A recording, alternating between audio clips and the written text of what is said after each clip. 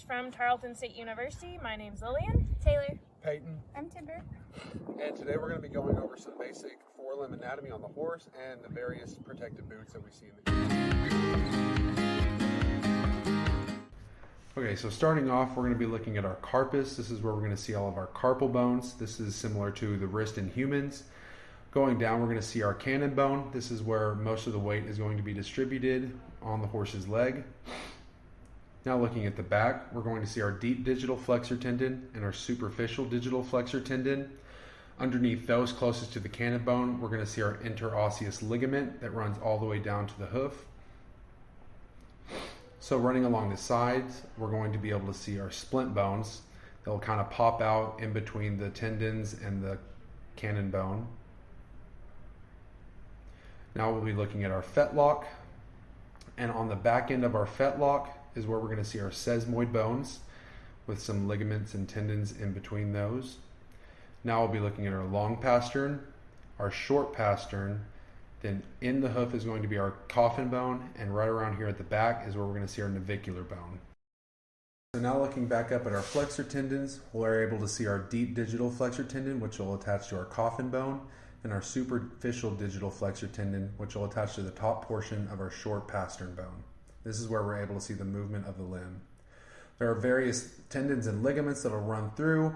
One major one is our intrasesamoidal ligament, which is very sensitive. Horsemen across multiple disciplines choose to utilize protective equipment for their horse's legs. These provide overall support to the limb and most especially help prevent interference injuries, which can occur when one leg interferes with the movement of another, and can result in soft tissue injuries to the back of the leg and even splint bone fractures.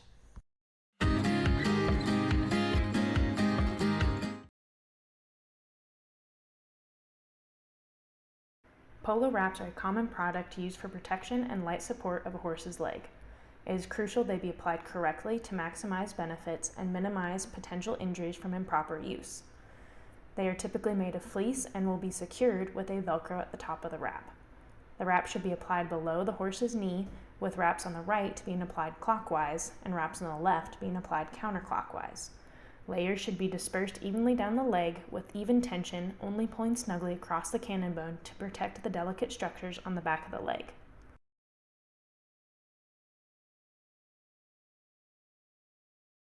It is important to note boots need to be the correct sizes. Place the legacy boot under the fetlock so the boot hugs the leg in a natural position. Pull the bottom cup straps tightly and then pull the top straps tight around the tendons. Place the SMB boot on the leg with the darts pointed down and positioned evenly on the fetlock. Attach the bottom suspensory straps, working your way to the top. Then apply the remainder of the suspensory strap at a 45-degree angle from the leg. Fasten it to the front of the leg.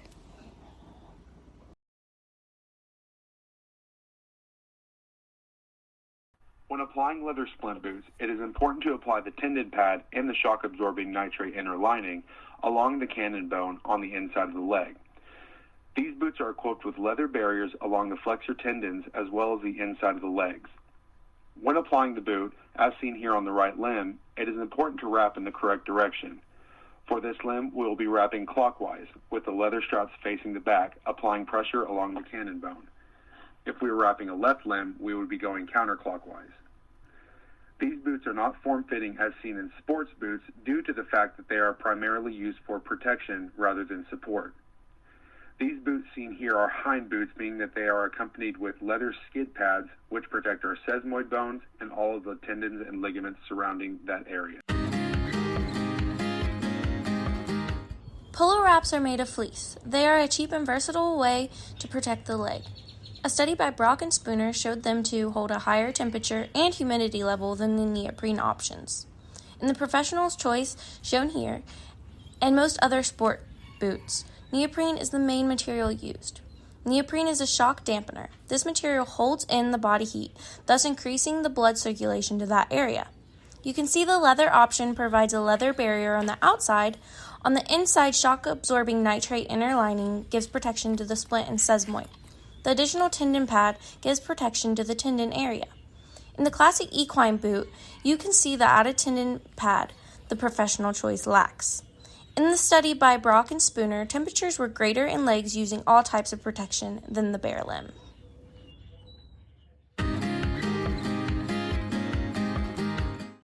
These barriers have shown to be effective in preventing legs from interference injuries to splint bones and connective tissues. Because of the increased damaging temperatures these leg protectants cause, cooling protocols should be in place. In a study by DJ Marlin, placing limbs in ice water post-use had the greatest amount of heat removed, with cold hosing have the next highest heat removal rates. In conclusion, there is limited research about the supportive properties of leg protection.